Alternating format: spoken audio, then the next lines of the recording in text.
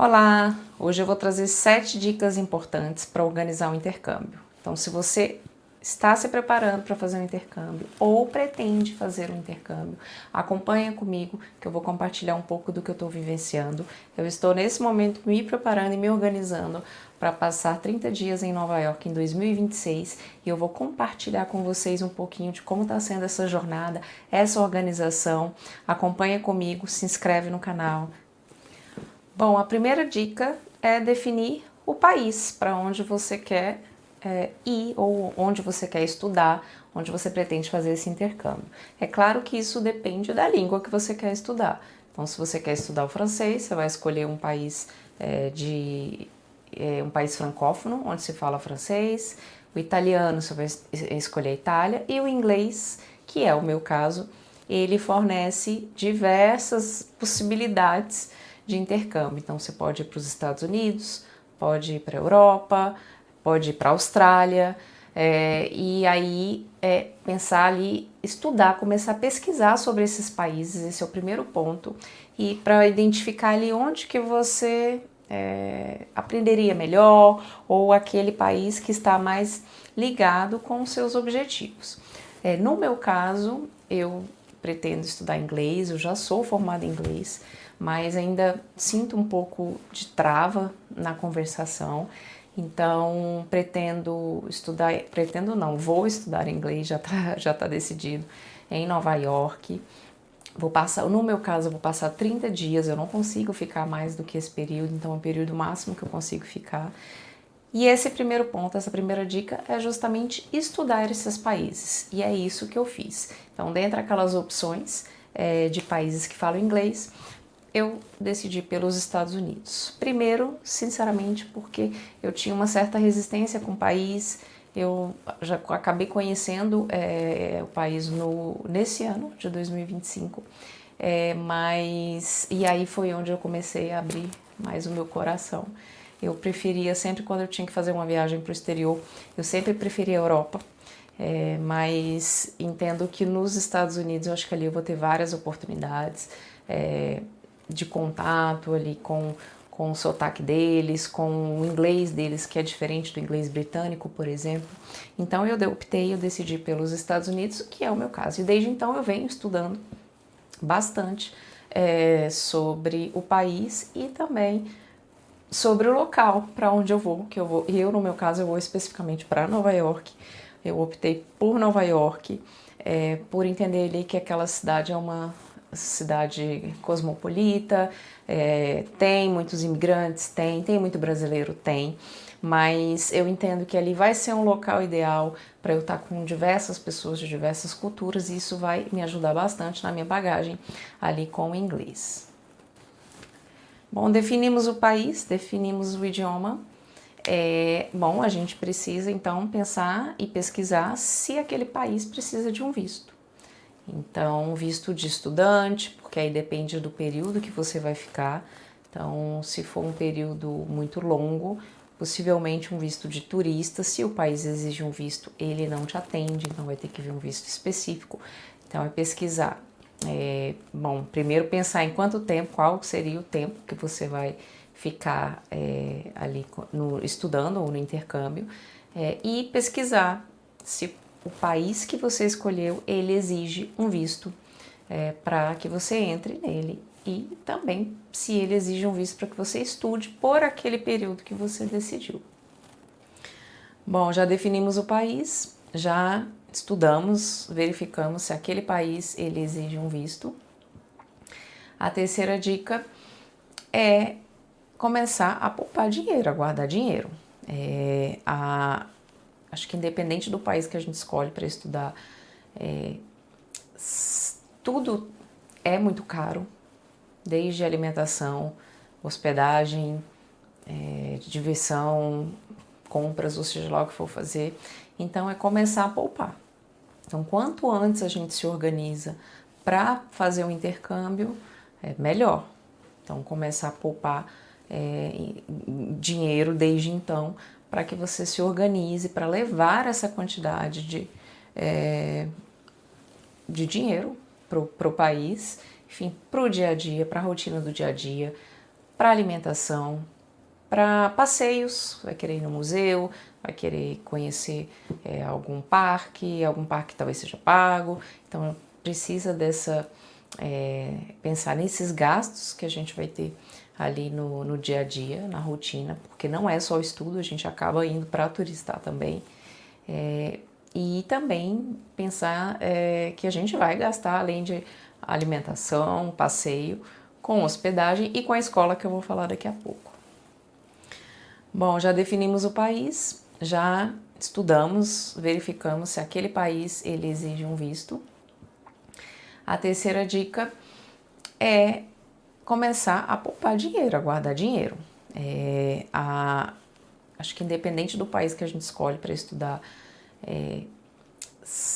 tudo é muito caro, desde alimentação, hospedagem, diversão, compras, ou seja lá o que for fazer.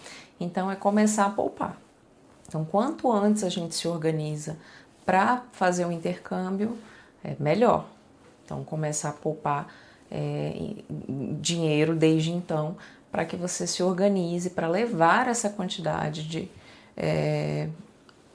de dinheiro para o país, enfim, para o dia a dia, para a rotina do dia a dia, para alimentação, para passeios, vai querer ir no museu, vai querer conhecer algum parque que talvez seja pago, então precisa pensar nesses gastos que a gente vai ter ali no dia a dia, na rotina, porque não é só o estudo, a gente acaba indo para turistar também. A quarta dica é decidir se a gente vai utilizar uma empresa que vai fazer essa intermediação desse intercâmbio ou se vamos fazer tudo sozinhos. No meu caso, é a primeira vez que eu faço um intercâmbio, então eu optei por uma empresa para fazer essa intermediação. É claro que a empresa ela cobra por isso, fica um pouco mais caro, mas eu me senti mais segura contratando uma empresa. No meu caso, eu contratei a STB, a Student Travel Bureau. E onde que a escola entra principalmente? A escola não, onde que a empresa entra? Ela faz toda a intermediação com a escola, então é ali naquele momento, no meu caso, com a contratação da empresa, que nós decidimos juntos qual seria a melhor escola que me atenderia, e também a questão da acomodação. Bom, em relação à escola, no meu caso, Nova York, havia várias opções, escolas muito boas, com diferentes preços. No meu caso, eu optei por um curso de inglês para adultos, inglês 30+, mas existem vários tipos de curso. Existe curso de Business English, de General English. O meu é o de General English, mas para adultos, para pessoas 30+.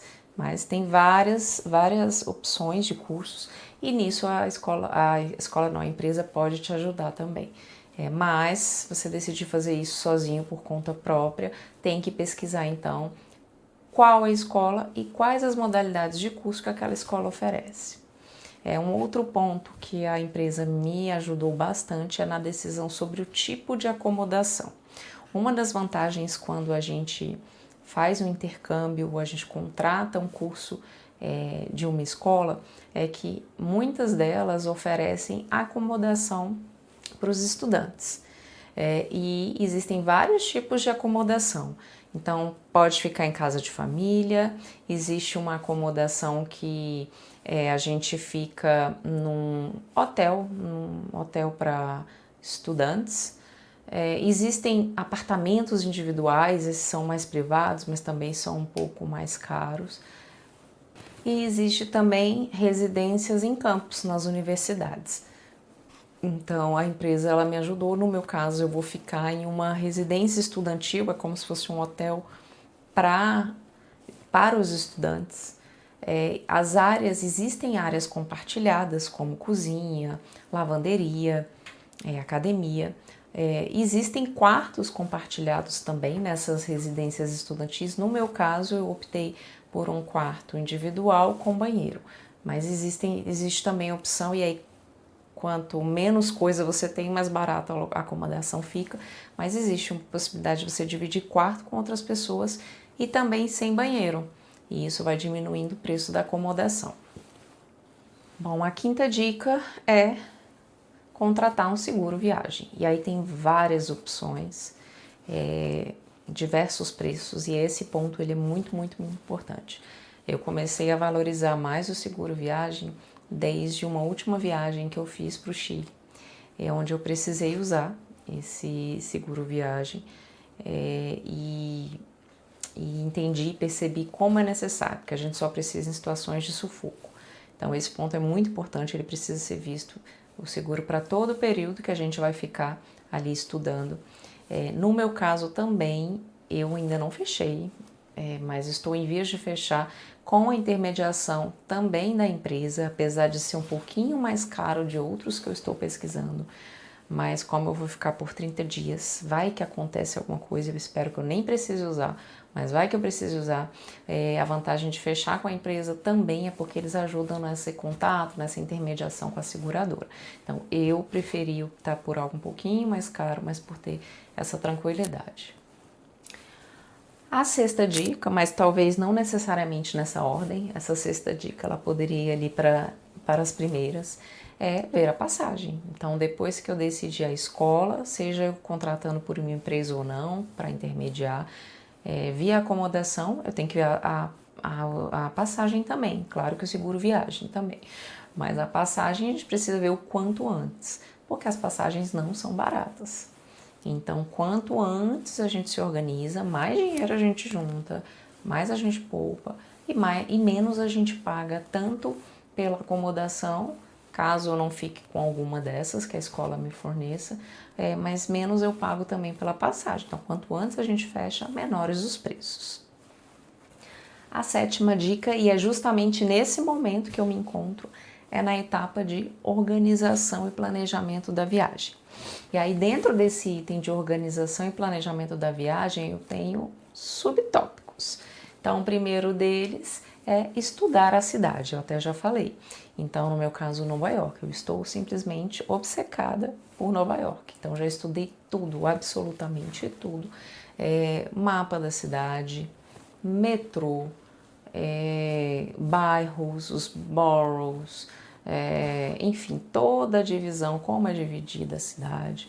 Então, começar a estudar a cidade. Então, isso me traz segurança, porque eu não vou chegar lá tão crua, sem saber onde estou e o que fazer. Então, é muito, muito importante a gente estudar a cidade. Tem um outro vídeo meu que eu estou compartilhando, um journal que eu estou fazendo, e é justamente onde eu estou planejando e organizando a viagem. Então, vai lá, não esquece de ir no outro vídeo para ver como é que eu estou fazendo isso. O próximo passo é fazer um roteiro. Um roteiro de, enfim, de tudo. Cheguei, primeiro dia, possivelmente eu não tenho aula, no meu caso eu não tenho aula. O que eu vou fazer? Então, já estou com 5 meses de antecedência e eu já tenho um roteiro, pelo menos para a primeira semana, ainda faltam das 3 seguintes. Cheguei, o que eu vou fazer aquele dia? Eu já vou, no meu caso, eu já vou pegar ali um ônibus hop on, hop off, para dar um overview ali na cidade. Não, vou no mercado fazer compras, para deixar ali para tomar café da manhã, um lanche, uma água, enfim. No meu segundo dia eu ainda não tenho aula, eu vou chegar numa quinta-feira, a minha aula começa só na segunda. Então eu tenho sexta, sábado e domingo, 3 dias inteiros sem programação. Então o que eu vou fazer no próximo dia, tal dia, outro. E mesmo quando começar a aula, a gente pode e deve fazer um roteiro. E aí eu já entro no próximo subtópico, que é criar uma wish list, que é uma lista de desejos. Você estudou bastante sobre a cidade, já estudou tudo. Eu quase estou completamente viciada, obcecada em Nova York.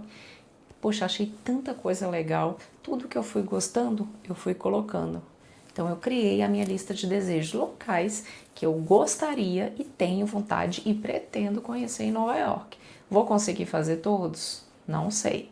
Mas eu tenho ali a lista de tudo que eu quero conhecer. E o próximo subtópico acabei falando dele já, mas é estudar os meios de transporte da cidade. Como é que eu vou me locomover ali? Porque isso vai deixar a minha viagem mais cara ou mais econômica. Então, tem metrô? Tem. Como é que funcionam as linhas de metrô? Já estudei tudo lá do metrô de Nova York. Como é que eu pago o ticket? Ah, não, o metrô da cidade talvez não é tão bom, ele não atinge todos os locais. Ok, o que eu tenho mais então?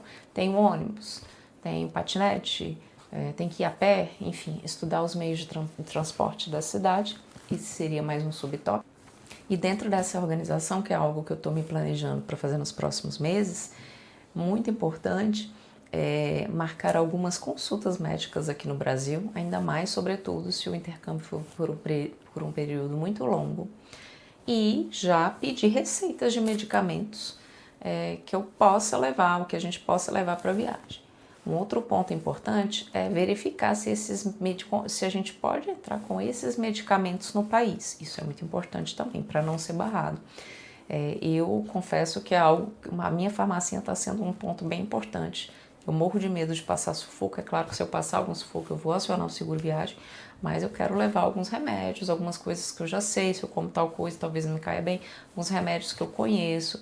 Então eu vou para alguns médicos, vou marcar algumas consultas para que eu leve uma farmacinha dentro daquilo que é possível levar para o país. Então, no meu caso, eu vou no período de primavera, já vi que parece que tem muita mudança climática, tipo o dia amanhece um pouco gelado, depois fica muito quente, no final do dia fica gelado de novo. Então essa mudança climática, eu já vi que as pessoas ficam bem doentes ou bem gripadas em Nova York, né, nesse período.